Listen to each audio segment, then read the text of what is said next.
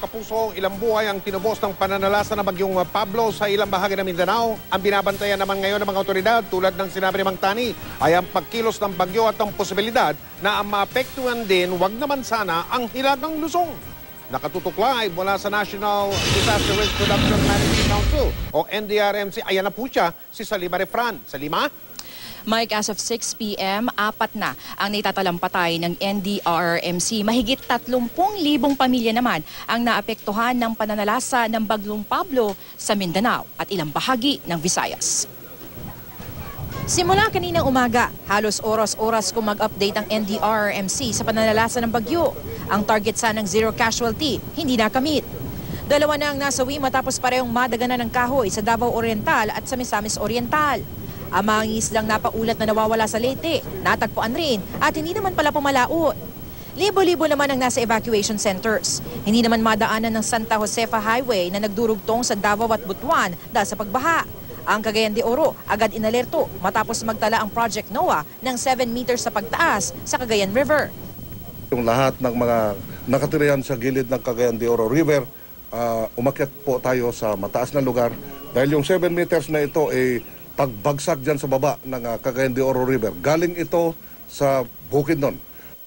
Pinakaapektado raw ang Davao Oriental, Compostela Valley at Surigao del Sur dahil sa lakas ng hangin at matinding ulan na naranasan malapit sa mata ng bagyo. Inaasahan namang malaki rin ang halaga ng pinsala sa struktura at agrikultura, lalo't panahon ngayon ng pagtatanim.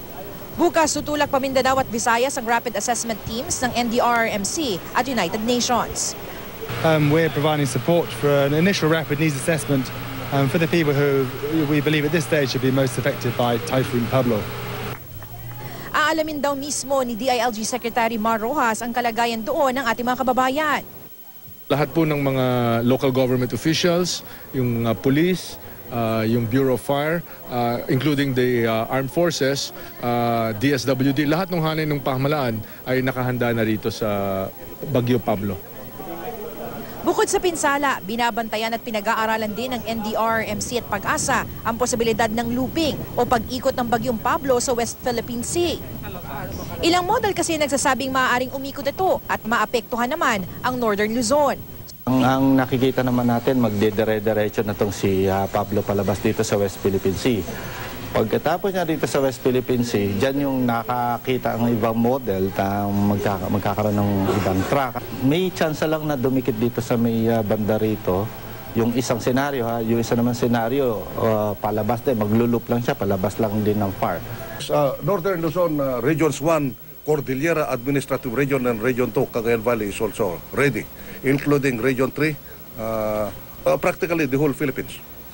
Mike, yung dalawang huling naitalang patay ay isang lalaki na nagmomotorsiklo na nadaganan ng isang puno sa Siquijor. Patuloy naman nating inaantabayanan ang balita mula nga dyan sa Compostela Valley. Nagkaroon daw kasi ng landslide at flash flood doon. Natagpo ang patay dahil sa pagkalunod ng isang sundalo matapos matangay ng flash flood dyan sa New Bataan sa Compostela Valley. Buhay ang kanyang kasamang first sergeant pero wala namang malay. Sinisikap na rin maibalik ang komunikasyon sa 2 platoon pa ng sundalo doon sa Barangay Andap, New Bataan, Compostela Valley. Umaasa ang NDRRMC na loss of communication lamang ito. Sa flash flood at landslide daw kasi napaulat doon na nasa 30 na raw ang patay. Pero Mike, kinukumpirma pa rin ito. Mike? Maraming salamat, Salima Refran.